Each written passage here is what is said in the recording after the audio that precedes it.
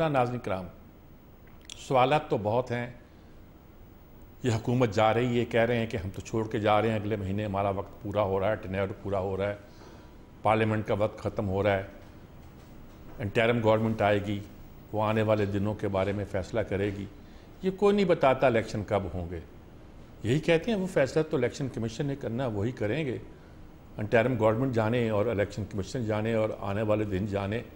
हम तो अपना टेन्योर पूरा कर चुके हैं, हमारे सर पे कोई बर्डन नहीं है। हमने मईशत को मुश्किल हालात से निकाला है। अलबत्ता हमें एजेंडा लंबा दिए जा रहे हैं, मईशत का एजेंडा दिए जा रहे हैं। IMF के साथ हमने बहुत से वादे किए हैं, उन्हें निभाने का भी हम जिक्र कर रहे हैं कि वो निभाए जाएंगे, हर सूरत निभाया जाएगा। गारंटर कौन होगा, हम जगह जगह आर्मी चीफ को बैठा रहे हैं और गोया हम साबित करना चाहते हैं कि गारंटर मौजूद हैं। ऐसी बात नहीं है कि पाकिस्तान में कोई इन बातों की गारंटी नहीं देगा। और बहुत सी बातें हम कर रहे हैं कि पहले हम किन किन चीज़ों पर जोर देंगे, पैसे इंडस्ट्री लगाने के लिए कहाँ से आएंगे, रॉ मटेरियल कहाँ से आएगा। वो कहते हैं हम छोड़ो, हमारे पास एग्रीकल्चर का इतना पोटेंशियल है कि पहले उससे शुरू करेंगे, फिर हम माइनिंग, हमारे पास बेतहाशा स्कोप है और लोग इसमें इन्वेस्ट करने को तैयार हैं, वो करेंगे। वेशीबानी करेंगे, हमारे बहुत स्कोप है इस सिलसिले में भी, उसको भी हम तरजीह देते हैं, उसे एग्रीकल्चर में रखते हैं एक तरह से हम। और आखिर में ये कि IT क्या है, IT में तो पैसे नहीं हमें चाहिए, उसमें तो हमें चाहिए, ये इस बात की ज़रूरत है, हमारे पास एक्सपर्टीज़ मौजूद है। हमारे नौजवान जो हैं इंटरनेशनली अपनी एक्सपर्टीज़ को पाकिस्तान में बैठ कर अगर सेल करें तो बिलियंस ऑफ डॉलर कमा सकते हैं। ये हमारा ख्वाब है, इसको हम पूरा करना चाहते हैं। क्या होगा, कैसे चलेगा, अभी सिर्फ हमने एग्रीकल्चर सेक्टर का अनाउंसमेंट किया है। शायद हम कॉर्पोरेट सेक्टर को लाना चाहते हैं और उसके हवाले से कुछ करना चाहते हैं। आज हम सिर्फ अपनी मईशत पर ही गुफ्तगू करेंगे। सियासत की बात तो हम रोज़ करते रहते हैं, लेकिन मईशत पर ये जो हमारा एजेंडा है, जो हमारे ख्वाब हैं, IMF के साथ जो हमने वादे किए हैं, किस हद तक पूरे करेंगे। पेट्रोल तो हमने सस्ता कर दिया है, लेकिन लगता है बिजली तो महंगी कर रहे हैं, गैस भी महंगी कर रहे हैं, वो तो हमने पहले ऐलान कर दिया है। तो इनके क्या असरात होंगे, बाकी सब एग्रीकल्चर के हवाले से जो हमारे दावे हैं, क्या उससे कोई रिजल्ट निकलेगा क्या नहीं निकलेगा, सारी बातें जिस पर आज गुफ्तगू करेंगे। हमारे साथ मौजूद हैं फरहान बुखारी साहब, सब जानते हैं हमारे मुल्क के बहुत ही मुमताज़ जर्नलिस्ट हैं, तजिया नगार हैं और ख़ास तौर पर मईशत पर बहुत ही गहरी नज़र रखते हैं। उनके अलावा हमारे साथ डॉक्टर नादिया ताहिर साहबा हैं, जो बड़ी मुमताज़ माहिर मुआशियात हैं पाकिस्तान की, वो भी मौजूद हैं, वो भी अपनी राय देंगी, वो भी हमसे गुफ्तगू करेंगी। और हमने ख़ास तौर पर खालिद महमूद खोखर साहब को, जो सदर हैं किसान इत्तेहाद कौंसिल के, उनको भी हमने मदऊ किया है। आम तौर पर होता यह है कि जिस शोबे में जो कुछ काम किया जाता है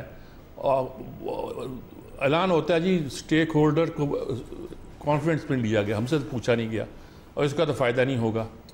तो मेरा ख्याल में आज मैं उन्हीं से शुरू करता हूँ, पूछता हूँ कि एग्रीकल्चर के बारे में जो अनाउंसमेंट हुई है, लगता है कि कॉर्पोरेट एग्रीकल्चर आ रही है। इंडिया में तो उस पर प्रोटेस्ट हुआ था, पाकिस्तान में बंजर पड़ी उस महीने सुना ज़रखेज़ हो जाएंगी और किसानों को फ़ायदा होगा। कोई इनको नज़र आता है या सारे ख्वाब ख्याल हैं? और इस पर भी बहुत से एतराज़ात होंगे जो हमारे लोग करेंगे। जी खालिद महमूद खोखर साहब क्या कहते हैं आप? पहले सबसे पहले मैं आपसे ही पूछता हूँ ये बात। देखिए जी, इस वक्त हमारे वक्त की ये अहम ज़रूरत है, क्योंकि हम हर साल आबादी में एक नया न्यूजीलैंड या सिंगापुर ऐड कर रहे हैं। जितनी हमारी आबादी में ग्रोथ है उतनी एग्रीकल्चर में ग्रोथ नहीं है। आज हम एक नेट इंपोर्ट कंट्री बन चुके हैं एग्रीकल्चर प्रोड्यूस का। 14 से 15 बिलियन डॉलर की एग्रीकल्चर प्रोड्यूस की हम इंपोर्ट कर रहे हैं, जिसमें हम दालें इंपोर्ट कर रहे हैं, हम कपास इंपोर्ट कर रहे हैं, हम गंदम इंपोर्ट कर रहे हैं, एडिबल ऑयल इंपोर्ट कर रहे हैं, हम सोयाबीन इंपोर्ट कर रहे हैं, हम सीड बाहर से इंपोर्ट करते हैं, करते कि हम हर चीज़ ही बाहर से इंपोर्ट कर रहे हैं। इस वक्त जो वक्त की अहम जरूरत थी कि हम गैर आबाद जो हमारे पास कोई 15 से 18 मिलियन एकड़ रकबा पड़ा है उसको आबाद किया जाए। दूसरा ये था कि पर एकड़ पैदावार बढ़ाई जाए। अच्छा, अब मैं सीधा उस तरफ आता हूँ कि जिस तरह पाक फौज इसमें अब इन्वॉल्व हो रही है और इन्वॉल्व हुई है, वो एक सहूलतकार का किरदार अदा कर रहे हैं। मैं इसको भी खुशाइन की बात कहता हूँ, इसलिए ये पाकिस्तान में पहला मॉडल नहीं है। ये 19 ममालिक में है और दुनिया में सबसे जो पहला मॉडल था वो था चाइना का। मोज़ेद तन ने किसान और जवान को मिलकर काम करवाया और आज तक वहां पे चल रहा है। जब कपास काश होती है तो किसान के साथ जवान भी खड़ा होता है जी। क्योंकि इस वक्त हम रिसर्च में बहुत पीछे है, हमारा मार्केटिंग सिस्टम कोई नहीं है, प्लस हमारी जो हर काश्त का जो जमीन है वो बहुत कम रह गई है। उसमें दो चीजें आएंगी, कॉर्पोरेट सेक्टर भी आएगा और कॉर्पोरेटिव सिस्टम भी आएगा। क्योंकि अब हमारे पास जमीन है, किसी के पास 4 कनाल है, किसी के पास 10 कनाल है, किसी के पास 100 कनाल है। यानी कि मोस्टली हमारा 95% वो 100 कनाल से कम रकबे वाले हैं। अब जिसके पास 100 कनाल से कम रकबा है वो कोई बड़ी मशीनरी खरीद नहीं कर सकता, जदीद काश्तकारी नहीं कर सकता, बेहतर मार्केटिंग नहीं कर सकता, जदीद सीड परचेज नहीं कर सकता, जदीद टेक्नोलॉजी की तरफ नहीं जा सकता। अगर उसको हम कोऑपरेटिव सेक्टर की तरफ लेके जाएंगे, अगर 8-10 या 5 मवाज़िनात या जूनियर कौंसल लेवल पे लोग मिलके करेंगे, मिलके मशीनरी लेंगे, क्लस्टर बनाएंगे, मशीनरी भी होगी, सीड भी होगा, हर चीज होगी, और उनकी इस तरीके से भी पर एकड़ पैदावार बढ़ जाएगी। दूसरा, जब नए रकबे आबाद होंगे तो उससे भी बहुत बड़ा फर्क पड़ेगा। सर, आप बहुत सीनियर आदमी हैं, हमसे बहुत सीनियर आदमी हैं आप। अब आप खुद देखें, जब पाकिस्तान बना था तो पंजाब के 17 अजला हमारे हिस्से में आए, 13 भारत के हिस्से में गए। आज हमें सोचना होगा कि वो क्या वजह है कि वो 13 अजला 125 करोड़ की आबादी को फीड कर रहे हैं और हमारे 17 अजला 24 करोड़ की आबादी को हम फीड नहीं कर सकते। हमारा फूड सिक्योरिटी हमारी रिस्क के ऊपर है कि आपके सामने आटा लेने की लाइनें लगी होती हैं, इसी तरीके से बाकी चीज़ों के लिए भी यही हाल होता है, महंगाई हो जाती है। हम बाहर से इंपोर्ट कर रहे होते हैं, बाज़ औक़ात यहाँ तक है कि हम जहाँ पे दालें अगर हम बाहर से इंपोर्ट करें तो हमारे लिए, मैं समझता हूँ, बायसे शर्म है। ठीक बात है। अब इस इदारे के आने से मैं आपको अर्ज कर रहा हूँ, कॉर्पोरेट सेक्टर के आने से, अगर कॉर्पोरेट सेक्टर आता है उसके आने से एक चीज होगी कि पाकिस्तान में आपको याद होगा सर, डाइवो चली बस, उसको देख के बाकी सारी बसें ठीक हो गई।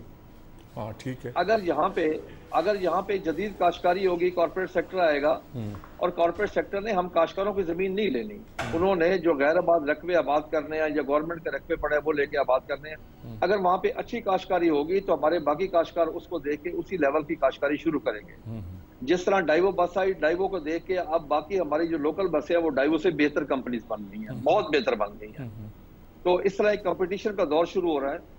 और इस वक्त पाकिस्तान में क्या, दुनिया में फूड सिक्योरिटी नंबर 1 पे, बॉर्डर सिक्योरिटी नंबर 2 पे चली गई है। एक हमारे देहातों की मिसाल है, हमारे देहातों में कहते हैं जिसे घर दाने होते कमले भी सियाने, और हमारे घर में तो दाने नहीं है। हम हर साल 3 मिलियन टन बाहर से इंपोर्ट करते हैं, और हमारे खबर, अब देखें ना, हमारे लिए ये बड़े बहस शर्म थी कि लगभग 24 अमवात हुई हैं आटे के ऊपर। इससे बड़ी बुरी खबर मेरे आपके लिए, पाकिस्तानी अकवाम के लिए, इससे बड़ी बुरी खबर और कोई नहीं हो सकती। ठीक बात कि हम आटा लेने के लिए 24 खवातीन हमारी शहीद हुई, फिर जाके उनके घरों में आटा जला। अब उनके जो बच्चे घर में इंतजार कर रहे थे उनकी क्या हालत होगी। ठीक। तो इसलिए ये वक्त, आप समझते हैं कि ये स्कीम ठीक है, अच्छी है, इस पर चलना चाहिए? बहुत जबरदस्त। अच्छा, ठीक है। फरहान बुखारी साहब, एक तो ये स्कीम है एग्रीकल्चर के बारे में, उस पर यह कहा जाता है कि ये नई कोई स्कीम लेके नहीं आए हैं, बल्कि शायद 1-1.5 साल से फौजी फाउंडेशन इस पर काम कर रही थी। ये जब फौज का नाम उन्होंने ले दिया तो मैं ज़्यादा वजाहत के साथ ये बात कर रहा हूँ। और हम कहते हैं कि इसके ज़रिए से एक स्टेप हम एक मॉडर्नाइजेशन की तरफ जो जा रहे हैं, जैसे ये बयान कर रहे हैं खालिद महमूद खोखर साहब कि हमारी एग्रीकल्चर, देखिए हम प्याज, टमाटर, अदरक, लहसुन, कौन सी चीज़ है जो बाहर से नहीं मंगवाते। एडिबल ऑयल पे हमारा इतना खर्चा आ जाता है, हमने कोई चीज़ ऐसी नहीं है जो हम प्रोड्यूस कर सकते हैं और बाहर से ना मंगवाते हों। तो ये तो एक सेक्टर है।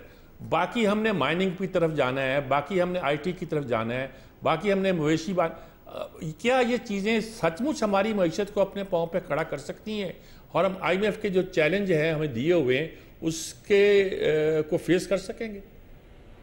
ये बहुत शुक्रिया मीर साहब। कर सकती हैं अगर हम कामयाब हों। ये तो पहली दफा नहीं है कि हमने लफ्ज़ पोटेंशियल सुना है, बार बार कई दहाइयों से कि जी पाकिस्तान का बड़ा पोटेंशियल है। माजी में भी ऐलानात हुए लेकिन उन्हें अमली जामा नहीं पहनाया जा सका, और उसकी कई वजूहात हैं। उसमें सबसे बड़ी वजह मैं समझता हूँ ये है कि ज़राअत को, ज़रूरी शोबे को पिछली चंद दहाइयों से पूरी तरह से नजरअंदाज किया गया है। ठीक है। जब तक कि उन इदारों को आप जाके उनकी इस्लाह नहीं करेंगे, चाहे कपास से ताल्लुक हो, चाहे वो चावल की तहकीक से ताल्लुक हो, गंदम बड़ी कलीदी फसल है।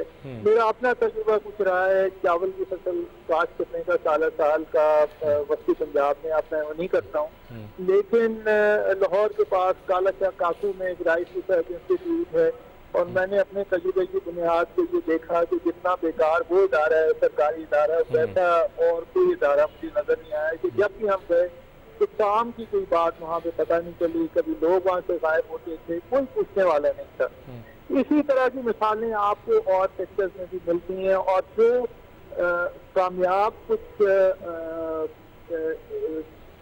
एग्जाम्पल्स हैं या कामयाब स्टोरीज हैं, वो आपको सीधा सीधा कहीं कहीं मिलती हैं कि कुछ बड़े फार्मर्स ने कुछ अच्छे इनिशिएटिव लेके अपने तौर पे तो कामयाबी से किसी एक शोबे में काम किया, लेकिन उसका फायदा बड़े पैमाने पे उनके इलाके में भी नहीं हुआ। ठीक है। अच्छा, ये जो जमीनों को आबाद करने वाला मामला है, ये भी कोई आज की बात नहीं है। इसके ऊपर कई आइडियाज की पहले भी डिस्कशन हुई है। क्या इस दफा ये कामयाब होंगे, यह भी कहना कबल वक्त है। हो सकता है कि फौज की डायरेक्ट इन्वॉल्वमेंट से इस दफा नताइज भी मुख्तलिफ हों, और खास तौर पर ये जो आप फरमा रहे हैं कि ये फौजी फाउंडेशन ने इसके ऊपर कोई साल 1.5 साल से तहकीक भी की है, हो सकता है, लेकिन ये कबल वक्त है कहना। ठीक है। और फिर उसके ऊपर इस वक्त पाकिस्तान में एक सियासी बहरान भी है और एक माशी बहरान भी है, जो इस वक्त डेवलपमेंट के नाम पे जो सरकार पैसा खर्च करती है, उसमें कुछ माहिरीन तो ये कहते हैं कि तकरीबन आधी रकम जाया हो जाती है। यानी अजीब अलमिया है कि अंग्रेज के ज़माने की कुछ इंफ्रास्ट्रक्चर की चीज़ें या सिखों के ज़माने की इमारतें पुराने दौर शहर में, वो तो आपको खड़ी हुई मिल रही हैं, जो 10 साल पहले, आज से 10 साल पहले जो सड़कें बनी वो टूट जाती हैं।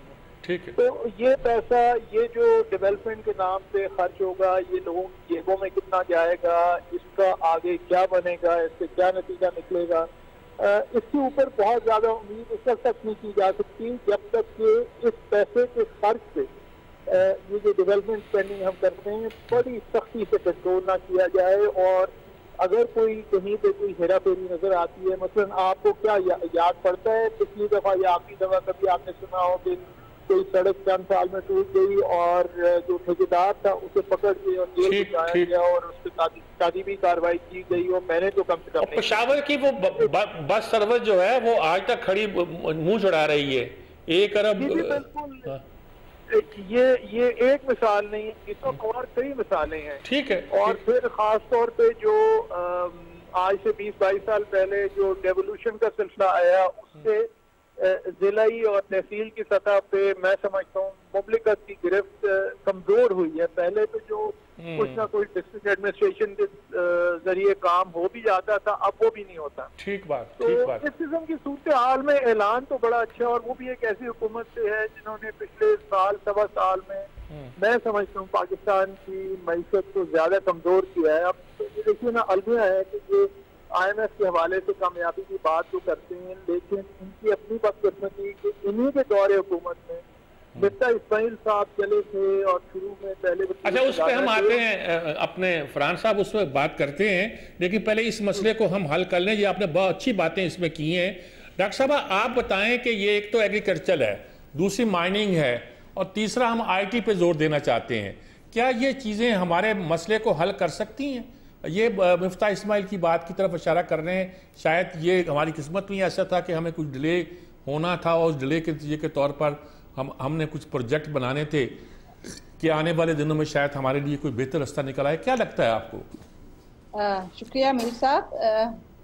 आप और फरहान साहब के होते हुए मेरा तो इस पे कहने का ये नहीं बनता कि रास्ता निकलेगा या नहीं निकलेगा, लेकिन आपने खुद इब्तिदाइया में फरमाया कि ख्वाब हमारे बहुत अच्छे हैं। बुनियादी मसला है कि क्या हम काम करना चाहते हैं, और अगर हम काम करना चाहते हैं तो इस दफा सबसे बड़ा जामिन फौज भी इस इदारे में बैठी है। अलमिया ये है कि इस वक्त फॉरेन डायरेक्ट इन्वेस्टमेंट की अगर बात की जाए पाकिस्तान में, वो $500 बिलियन से भी कम है, और इस इदारे के क़याम में हम सोच रहे हैं कि $40 बिलियन पाकिस्तान में आ जाएंगे अगले 4 से 5 साल में, और वो मईशत का रुख बदल देंगे। IT से जब हम बात करते हैं तो हम उसमें भी बहुत समझते हैं कि हम शायद Ireland, India, Israel IT industry उससे आगे चली जाएगी, लेकिन अगर आप फ्रीलांसिंग और सारे देखें तो $20-25 पर पर्सन जो इस वक्त इन्वॉल्व हैं, और बहुत ही लो लेवल कंटेंट राइटिंग में ज्यादातर लोग मौजूद हैं, उससे ज्यादा नहीं। हम रियलिस्टिक नहीं हैं, हम जब बात करते हैं तो बहुत बड़ी बड़ी बातें करते हैं, जब अमल की तरफ आते हैं तो हमारा अमल नजर नहीं आता। इसी वजह से हमारे तमाम दोस्तों ने भी इस दफा यही कहा है कि भाई हमने आपको कर्ज नहीं देना, आप कोई बात करें प्रोडक्टिविटी बढ़ाने की, कोई काम की बात करें, कोई इन्वेस्टमेंट की बात करें, तो हम आपके साथ काम करने को तैयार हैं। अब एग्रीकल्चर में हमारी कुल एक्सपोर्ट्स जो हैं वो 5 बिलियन या 6 बिलियन के करीब हैं, और उसमें भी ज्यादा तकरीबन 50% या तकरीबन 3 बिलियन के करीब राइस या बासमती राइस ही है। अब राइस आप और कितना पोटेंशियल होगा, आप कितना बढ़ा सकेंगे। दूसरा चैलेंज जो है पानी सबसे बड़ा मसला आएगा। कल्टिवेबल वेस्ट जो हमारी लैंड मौजूद है, वो फौज तैयार है कि ये सरकारी ज़मीनें बेआबाद हैं, इनको आबाद किया जाए। अदालतों ने कुछ उन्हें रोका, यहाँ पे ये काम नहीं हो सका, तो अब हम दोस्त ममालिक और मुसलमान ममालिक के साथ मिलकर बात कर रहे हैं कि हम ये करेंगे। इसमें कोई बुराई नहीं है, दुनिया भर में फॉरेन डायरेक्ट इन्वेस्टमेंट्स आई हैं और आनी भी चाहिए है। इस वक्त जो पाकिस्तान की मीशत के हालात हैं, इसमें हमें बहुत ज़्यादा ज़रूरत है, लेकिन क्या हम ये कर सकेंगे? क्या ये एम्प्टी डिस्कशन ही नहीं रहेगी?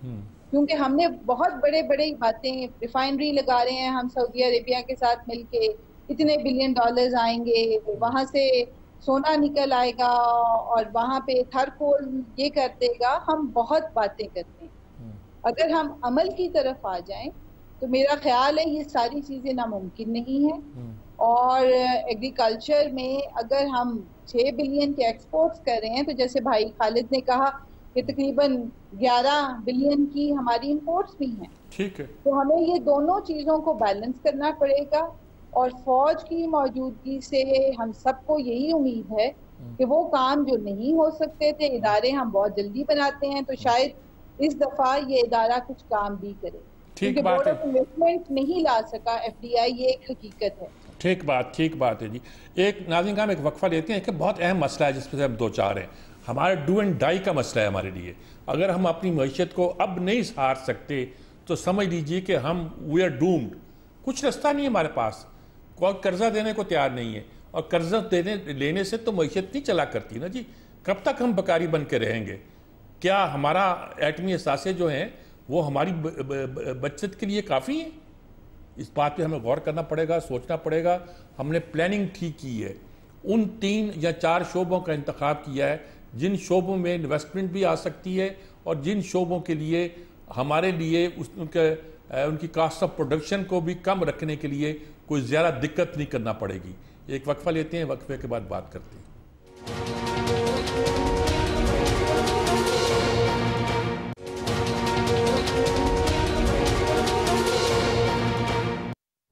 जी नाज़रीन कराम, जैसा कि सवाल सबके सामने हो गया है, फरहान बुखारी साहब, इस वक्त मैं आप ही से शुरू करना चाहता हूँ, क्योंकि सवाल इस तरह आए हैं कि उसका जवाब जो उसकी बुनियाद जो है उसको आप ही को रखना चाहिए कि ये सारा जो काम है ये लगता तो फीजेबल है कि ये होना चाहिए और हो सकता है, ये हम कहते हैं, बिल्कुल ठीक कहते हैं।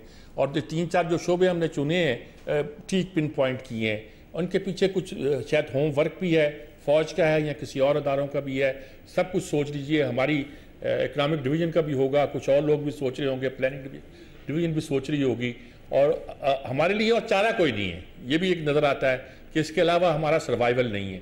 आपको क्या लगता है कि कुछ करता हुआ, आप करीब हैं, नब्ज़ पे हाथ है, इस्लामाबाद में हैं, आप देखते हैं कुछ करते दिखाई देते हैं, वरना करप्शन तो इतनी है कि छोटे लेवल से लेकर बड़े लेवल तक कोई जगह ऐसी नहीं है जहाँ करप्शन ना हो। शुक्रिया मीर साहब। असल में बात यह है कि बातें बड़ी बड़ी होती हैं, लेकिन जब इन्हीं हक़ाइक़ देखे जाते हैं तो फिर वो बहुत स्पष्ट सूरत हाल लगती है। तो डॉक्टर साहिबा ने ब्रेक से पहले जिक्र किया कि हम $3 बिलियन का चावल एक्सपोर्ट करते हैं। कभी किसी को ये एहसास हुआ है कि ये दरअसल हम एक ऐसे वक्त है जबकि हमारे मुल्क में पानी की रोज बरोज शॉर्टेज होती जा रही, कमी होती जा रही, हम असल में तो अपना पानी एक्सपोर्ट कर रहे हैं। पिछले 10-15 साल से कोशिशें भी हुई हैं कि गाय बेड कल्टीवेशन, यानी ये कि राइस की फसल को मुंजी को काश किया जाए, गाय बैठ के, ताकि वो जो रवायती एक तरीका है कि पूरा के पूरा खेत को फ्लड कर देते हैं वो ना हो, उससे छुटकारा हासिल हो सके। लेकिन ये कि आज तक उसमें कोई खातिर कामयाबी नहीं। इस बार तो सुन रहे हैं कि हम 2 फसलें लेने का प्लान कर रहे हैं कि चावल की 2 फसलें लेंगे। लेकिन मैं एक बात कहना चाहता हूं कि एग्रीकल्चर से हमारे फॉरेन एक्सचेंज का तकरीबन 70% आता था, और मैं इसलिए कह रहा हूं कि टेक्सटाइल इंडस्ट्री भी तो बेसिकली हमारी एग्रीकल्चर बेस्ड इंडस्ट्री थी। तो हमने तबाह कर दी, कपास की जगह हमने लगा दिया गन्ना, और उस पर खुश हुए बैठे हैं कि हमारी ये शुगर इंडस्ट्री बड़ी प्रॉस्पर करी। इसी किस्म के तजादात हुए हैं और मुमलिकत कमजोर हो गई है, इदारे तकरीबन नापैद होकर रह गए हैं। ये बुनियादी मसाइल वो हैं जिन्हें आपको, वो जो इस्तेलाह इस्तेमाल होती है वॉर फुटिंग पे, आपको बहुत जल्दी जंगी बुनियादों पे इन्हें हल करने की जरूरत है। प्लान तो बना लिया, और वो भी एक ऐसी हुकूमत ने बनाया है जिनके बारे में सुनते हैं कि महीना एक अब उनका रह गया, उनकी मियाद में रह गया, तो वो चले गए। लेकिन ये कि उस प्लान को अमली जामा पहनाएंगे तो तब बात होगी ना। ये प्लान से पहले भी बनते रहे हैं। और एग्रीकल्चर का खास तौर पर मामला ये है कि इसमें पोटेंशियल बहुत है। मैं खुद एक ज़रूरी मईशत से मेरा ताल्लुक इसलिए क्योंकि मेरी छोटी मोटी फार्मिंग है, और अब वो जो हमारा फार्म है वो इस्लामाबाद के नजदीक है। मैं वहाँ जाकर देखता हूँ कि जो किसान है वो बेचारों को मुमलिकत की तरफ से ना सिर्फ ये कि कोई सपोर्ट नहीं है बावजूद इसके कि ऐलानात होते हैं, बल्कि मसाइल ऐसे ऐसे, मसलन गंदम की फसल के लिए आम किसान को सर्टिफाइड बीज तक नहीं मिलता। ठीक बात है जी, ठीक बात है जी। मेरा ड्राइवर है, उसकी थोड़ी सी जमीन है, कहता है कि बीज ले जाता है इन्फ्लुएंशियल आदमी, हम मुंह देखता रह जाते हैं। और जब वो गंदम के लिए बोरियां होती हैं, इसको तोड़ा कहते हैं, क्या कहते हैं, वो नहीं मिलता उनको। हर चीज इन्फ्लुएंशियल आदमी के पास जाती है। ना सिर्फ ये मीठा, बल्कि खादों में खाद उनके पास जाती है, पेस्टिसाइड उनके पास जाता है। आपको कभी याद है किसी जगह पे आपने खबर सुनी हो कि खाद का डीलर पकड़ा गया क्योंकि उसने मिलावट से खाद बेची? ठीक। मुझे तो नहीं याद पड़ता है कभी हुआ। जब तक कि ऐसे जो मसलात हैं उनसे आप निपटेंगे नहीं। पाकिस्तान में एक ये जो पावर से इनकलाबी सोच है, ये हकीकत में कैसे तब्दील होगी, ये सवाल मेरे जहन में है, और इसका अभी तक बदकिस्मती से मुझे जवाब नहीं मिला। ठीक बात है, ठीक बात है जी। खालिद महमूद खोखर साहब, एग्रीकल्चर में आप कितना पोटेंशियल देखते हैं? हम सब कहते हैं कि स्टेप ठीक है, आप भी कहते हैं स्टेप ठीक है, फिर आप कितना पोटेंशियल देखते हैं? किस किस फील्ड में हम आगे बढ़ सकते हैं? आप लोग कितना फायदा उठा सकते हैं इससे? देखें जी, इसमें बहुत ज्यादा पोटेंशियल है। अब आप ये देखें कि हमारी और इंडियन पंजाब की एक जैसी जमीन है। हमारी आज एवरेज पैदावार को 30-31 मन है, उनकी 55 मन है। ठीक है, उस पर अगर बहुत आगे जा सकते हैं। अगर हम उस पर 40 मन पे भी एवरेज पे चले जाएं तो हम 20 लाख एकड़ वहां से जमीन 55 मन का मतलब है कि वो 70 मन के करीब ही यील्ड ले लेते हैं अपनी। बिल्कुल लेते हैं, और पाकिस्तान में भी 50-60 मन 65 मन तक पैदावार आ जाती है, लेते हैं लोग। लेकिन मैं बात कर रहा हूँ एवरेज की। हमारी जो एवरेज है वो 30-31 मन है। ठीक है। देखें मैं आपको अर्ज करूं सर, एक अल्लाह की जात है, वो कहती है कुन तो हो जा फयकुन, बस वो हो गया। इंसान जब को काम करता है उसे तजवीज, तईद, तदबीर, कोशिश, मुश्किल हर चीज का सामना होता है। हमारे मुल्क में मनफी सोच बहुत ज्यादा है कि देखे ये क्या होगा। मैंने इस जो प्रोजेक्ट को मैंने एज ए काश्तकार, एज ए पाकिस्तानी, मैं समझता हूँ कि हम काश्तकारों से ज्यादा मुहब्बे वतन कोई भी नहीं है। उसकी वजह यह है कि हम अपनी जमीन का टुकड़ा उठा के किसी दूसरे मुल्क में मुंतकिल नहीं कर सकते। हमारा जीना पाकिस्तान में, मरना पाकिस्तान में, हमारी औलाद इधर, जदाद इधर, तालीम इधर, सेहत इधर, हमारी सैर व सेहत भी इधर, हमारा ईमान भी इधर। इसलिए हम हर वक्त अपने मुल्क के लिए सोचते हैं। आज ये जो प्रोजेक्ट शुरू हुआ है ये वक्त की अहम जरूरत है, और उसमें मैं एक चीज आपको बता दूं, जो स्टार्ट लिया गया है पीरोवाल से, खानेवाल से, जहाँ पे आर्मी की अपनी जमीन थी। फौजी फाउंडेशन ने एक नई कंपनी बनाई है अपनी फन ग्रो के नाम से, जो वो वहाँ पे काश कर रही है।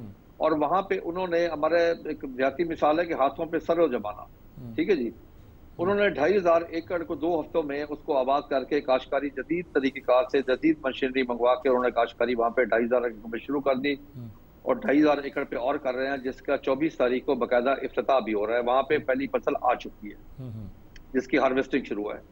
इसी तरह वो अपने रकबों पे को 1 लाख एकड़ पे कर रहे हैं। बाकी जो उनका तरीक़ेकार है वो एक सिर्फ सहूलतकार की हैसियत से है कि जो भी पंजाब हुकूमत का, बलूचिस्तान का, सिंध का कोई रकबा है वो फौज खुद नहीं लेगी, वो लेके कॉर्पोरेट सेक्टर लेगा, काश्तकार ले सकते हैं, बाकी लोग ले सकते हैं, फॉरनर ले सकते हैं, वो एक लीज मनी उसकी तय होगी। जो मैंने जो सुना है अभी तक कि 11 मन गंदम रख रहे हैं पर एकड़ सालाना 30 साल के लिए मिलेगा। और ये कि वो इनकम जो है जिसका रकबा है कि फर्ज किया पंजाब हुकूमत का रकबा है तो वो 100% वो पैसा वो गंदम वो सारी पंजाब हुकूमत को ही जाएगी। अच्छा। उसमें जी उसमें आर्मी का कोई हिस्सा नहीं है। असल में सर इस वक्त एक चीज नजर आ रही है कि हम अगर अपनी मईशत को बेहतर ना करें, पाकिस्तान की मईशत की जो रीढ़ की हड्डी है वो ज़राअत है। ज़राअत बेहतर होगी तो मईशत बेहतर होगी, जब मईशत बेहतर होगी तो खुद ब खुद अमन व अमान बेहतर होगा। ठीक बात। हमने ज़राअत को खुद तबाह बर्बाद किया है जी। मैं थोड़ा सा पीछे जाऊंगा, 60 की दहाई में दो चीजें हुई जी। ग्रीन रेवोल्यूशन जी, ग्रीन रेवोल्यूशन में एक उस वक्त एक कमीशन बना जिसकी रिपोर्ट ये थी कि पत्तों की से लेकर रेबियर खां तक कोई शुगर मिल लगे, ये सारा कॉटन एरिया सारी शुगर मिलें वहीं पे लगी। दूसरा 60 की दहाई में लुधियाना में जरी यूनिवर्सिटी बनी, उन्होंने मॉडल लिया लैलपुर यूनिवर्सिटी को। और हमने क्या काम किया, उसके बाद हमने उस यूनिवर्सिटी से रिसर्च और एक्सटेंशन ले ली। आज हम अपने बच्चों को वहां से बाबू बना के निकाल रहे हैं। ठीक है। पूरी दुनिया में रिसर्च यूनिवर्सिटियों के पास है। ठीक है। हम जब तक तरजीहात में ज़राअत को नहीं लेके आएंगे, मार्केटिंग मैकेनिज्म बेहतर नहीं होगा। आज हमारे काश्तकार को पता नहीं था मुझे क्या रेट मिल रहा है, दुनिया में फ्यूचर मार्केटिंग है। काश्तकार को 2 साल पहले पता होता है कि मैं 2 साल बाद ये चीज काश्त करूंगा और फ्लां टाइम मेरी हार्वेस्टिंग होगी और मुझे ये रेट मिलेगा, इतना मेरा प्रॉफिट होगा। ठीक बात। मैं आता हूँ आपकी तरफ दोबारा। डॉक्टर साहब, ये बात तो बिल्कुल दुरुस्त है। हमारी एग्रीकल्चर यूनिवर्सिटी जो फैसलाबाद की है, ये एक तरह का मॉडल था। पाकिस्तान की तमाम यूनिवर्सिटियों में सबसे ज़्यादा PhD यूनिवर्सिटी में थे। इसका रिसर्च सेंटर शायद अयूब रिसर्च इंस्टीट्यूट कराता या क्या कहलाता था, और बहुत से इदारे थे जो पाकिस्तान में काम करते थे। अब कुछ भी नहीं है, हम बैठ गए हैं बिल्कुल। हम नए बीज भी तलाश करते थे, बनाते थे, अब कुछ भी नहीं करते। क्या इसको इकोनॉमिक पॉइंट ऑफ व्यू से करना चाहिए हमें? मीर साहब, आपने बिल्कुल दुरुस्त कहा कि हमारी यूनिवर्सिटियों की तादाद तो बढ़ी एग्रीकल्चर सेक्टर में, लेकिन एग्रीकल्चर रिसर्च उस हिसाब से नहीं बढ़ी। लेकिन इसमें भी हमें सोचना ये चाहिए कि रिसर्च इसलिए नहीं बढ़ी क्योंकि उसकी कोई डिमांड नहीं है। कोई नई वेराइटीज पे काम पाकिस्तान में जो थोड़ा बहुत हुआ है, मैंने तकरीबन तमाम यूनिवर्सिटीज की रिसर्च सेंटर्स देखे हैं और जाके वहाँ पे देखा है किस किस्म के प्रोजेक्ट्स पे काम हो रहा है। अगर बच्चे हाई यील्डिंग वैरायटीज पे काम कर रहे हैं, पेस्टिसाइड्स पे काम कर रहे हैं, आर्टिफिशियल इंटेलिजेंस पे काम कर रहे हैं, तो हमने कुछ स्पिन ऑफ कंपनीज नहीं बनाई कि जिसके तहत वो अपनी रिसर्च को थोड़ा सा इंक्यूबेट करें, इंक्यूबेट करके फिर इन्वेस्टर जो हैं वो उस रिसर्च को अडॉप्ट कर लें। बिजनेस कम्युनिटी से बात करें तो वो यूनिवर्सिटीज की रिसर्च के ऊपर उन्हें एतमाद नहीं है। वो कहते हैं we can not take risk on this, क्योंकि इसके ऊपर कोई एक्सपेरिमेंट नहीं हुआ, उसके कुछ रिजल्ट्स नहीं है। यूनिवर्सिटी से बात करें, वो कहते हैं कि बहुत ज्यादा हमने रिसर्च इन एरियाज पे कर ली है और अब फर्दर रिसर्च हम क्या करें। अब देखिए, अलमिया ये है कि फेडरल सीड सर्टिफिकेशन अथॉरिटी भी है, इदारे हमने नाम पे सब बना दिए, लेकिन हम सारे के सारा सीड भी बाहर से मंगवा रहे हैं। यूनिवर्सिटीज को हम हमेशा कहते हैं कि आप सिर्फ सीड के ऊपर अगर काम करें, उस सीड की वेराइटीज को आप टेस्ट कराएं, वेरीफाई कराएं, उसके बाद सर्टिफिकेशंस कराएं, क्योंकि आज आप दुनिया में फूड के स्टैंडर्ड्स के ऊपर अगर आप नहीं हैं पूरे उतरे और आपकी वेराइटीज उन स्टैंडर्ड्स के GMOs पे आप अगर काम कर रहे हैं तो दुनिया में आप नहीं बेच सकते। ठीक बात। आपको फाइटोसैनिटरी मेजर्स को देखना है, आपको देखना है कि आपकी जमीन वर्जिन लैंड है, यहाँ पेस्टिसाइड्स कितने इस्तेमाल हुए हैं, रेगुलेटरी अथॉरिटीज अपना काम करें और फिर उसके बाद आप इस काबिल होंगे कि आप हर की मार्केट को भी। ठीक बात है जी। यूनिवर्सिटी जो हमारे इदारे काम कर सकते थे करते रहे, लेकिन उनको आगे सेल करने का कोई इदारा नहीं था। अब हम बना रहे हैं, पता नहीं बना रहे हैं कि नहीं बना रहे हैं। अगर हम बना रहे हैं तो राइट डायरेक्शन पे जा रहे हैं, और अगर ये हम इस रास्ते पे चलकर सचमुच कुछ हासिल कर सके तो पाकिस्तान उस मुश्किल से निकल सकता है जिस दलदल में हम फंसे हुए हैं। मुश्किल क्या, दलदल कह लीजिए, जिस दलदल में फंसे हुए हैं उससे हम निकल सकते हैं। वक्फे के बाद हाजिर होते हैं।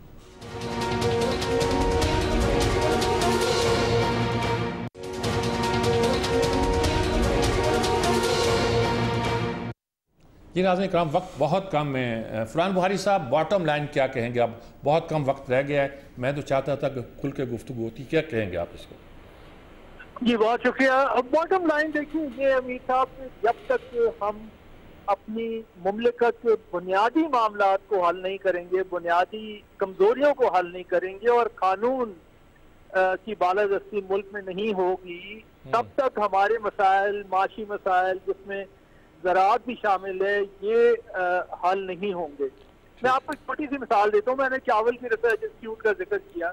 कई साल तक मेरा भी तजुर्बा रहा, दोस्तों ने और दोस्तों ने भी यही उन्हें एक्सपीरियंस हुआ उनका कि हमने मुख्तलिफ औकात से कोशिश की कि किसी तरह वहाँ से एक ट्रांसप्लांटर होता है, यानी चावल की पनीरी को चावल की जमीन में लगाने के लिए, वो उनके पास ट्रांसप्लांटर्स आए हुए थे और आज अब भी मेरे ख्याल में ढांचों की सूरत में पुराने खड़े हैं। लेकिन जब भी हम जाते थे तो वो हमें यही पता चलता था कि जी आप या तो वजीर आला पंजाब या किसी वजीर की सिफारिश करवाएं तब वो मिलेगा। ठीक है, हर काम सिफारिश से होता है। जी खालिद महमूद खोखर साहब, बहुत मुख्तसर लफ्जों में, वक्त बिल्कुल कम है जी। बस सर, मैं आपके तवज्जुह से हुकूमत से गुजारिश करना चाहता हूँ कि इस वक्त हमारी मकई का काश्तकार बहुत परेशान है। जब उसकी मकई आना शुरू तो 3800 रुपये रेट था, आज 2000 रुपये, उसकी कॉस्ट ऑफ प्रोडक्शन पूरी नहीं हो रही। अच्छा, दूसरा मैं रिक्वेस्ट करूंगा कि हमने कपास, हुकूमत पंजाब की काविशों से कपास बहुत लग गई है, सपा बहुत अच्छी कपास है, लेकिन हुकूमत ने मिनिमम सपोर्ट प्राइस तय की 8500, वो हमें रेट नहीं मिल रहा। हमें 7000 सवा 7000 रेट मिल रहा है काश्तकार को। हुकूमत को ये बात तय कर जाए कि मिनिमम रेट तो काश्तकार को मिले। जी डॉक्टर साहब, आप क्या कहेंगे इसमें? ये बहुत अच्छी बातें इन्होंने बताई हैं प्रैक्टिकल। पहला मेरा दरख्वास्त आपके तवज्जुह से हकाम बाला से यही होगी कि हमें जो एसेंशियल रिफॉर्म्स करनी है, जिसमें आरती के निज़ाम को बेहतर बनाना है, उसमें से हुकूमत निकले, मार्केट ओरिएंटेड उसे बनाए, और जो सब्सिडीज आप दे रहे हैं फर्टिलाइजर वगैरह की, उन सब्सिडीज को डायरेक्ट करें किसान की तरफ ताकि वो काम ज्यादा बेहतर कर सके। ठीक बात। अगर ये नहीं होगा तो हम फॉरेन डायरेक्ट इन्वेस्टमेंट से वक्ती तौर पर अपने मसाइल हल कर सकते हैं, लेकिन हमारे लोकल किसान को आगे बढ़ना है और उसे इंटरनेशनल जदीद तकाजे पूरे करते हुए अपनी एग्रीकल्चर को आगे लेके जाना। ठीक है नाज़रीन कराम, आपने पूरी गुफ्तगू सुनी, इतनी कम्प्रीहेंसिव गुफ्तगू एग्रीकल्चर पे आपने कम सुनी होगी, बहुत डिटेल, छोटे मामला से लेकर भी सब्सिडी तक, कीमतों के कम होने से लेकर हम क्या क्या कर सकते हैं, पॉसिबिलिटी क्या हो सकती है मॉडर्न अहेड में, हर चीज़ पे हमने गुफ्तगू की है। इजाज़त चाहता हूँ, अल्लाह हाफिज़।